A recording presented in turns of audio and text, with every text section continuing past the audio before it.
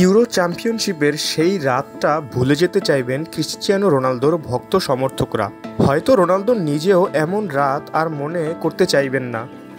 গত শুক্রবার euro quarter ফাইনালে ফ্রান্সের কাছে হেরেছে ক্রিশ্চিয়ানো রোনালদোর দল।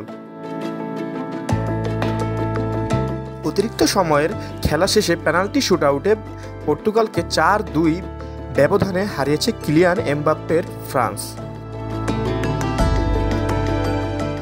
সেদিন নিয়মিত ও অতিরিক্ত সময়ের খেলা শেষে ম্যাচ গড়ায় টাইব্রেকারে। পুরো ম্যাচে গোল করতে ব্যর্থ রোনালদো অবশ্য ঠিকই টাইব্রেকারে দলের হয়ে প্রথম গোলটি করেন, কিন্তু জোয়াও ফেলিক্সের নেয়া তৃতীয় শটটি সরাসরি গোলপোস্টে আঘাত করে আর এতেই বিদায় ঘণ্টা বেজে যায় পর্তুগালের। সেই সঙ্গে গুঞ্জন শুরু হয় শেষ ইউরো খেলে ফেলা রোনালদো এখানেই কি ফুল স্টপ দিবেন? এটাই কি জাতীয় দলের জার্সিতে রোনালদোর শেষ মেজর টুর্নামেন্ট?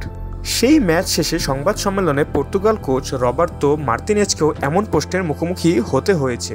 এর জবাবে তিনি বলেন, এখনই জাতীয় দলে রোনালদো অধ্যায়ের ইতি ঘটছে না। তবে প্রশ্নের উত্তর পুরোপুরি দেননি তিনি।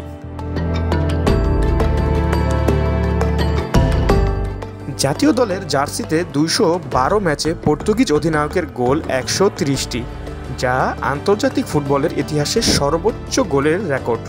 চলতি ইউরোতে ইতিহাসে সর্বোচ্চ অ্যাসিস্টের রেকর্ড গড়লেও রোনালদো মোটেই নিজেকে মেলে ধরতে পারেননি। 39 বছর বয়সী এই তারকা ফুটবলার এবারের আসরে গোলের খাতা না খুলেই বিদায় নিয়েছেন।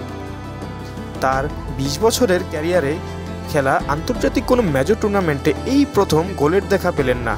শেষ পর্যন্ত ফ্রান্সের কাছে হেরে বিদায় নিতে হলো 2016 সালের ইউরো চ্যাম্পিয়নদের।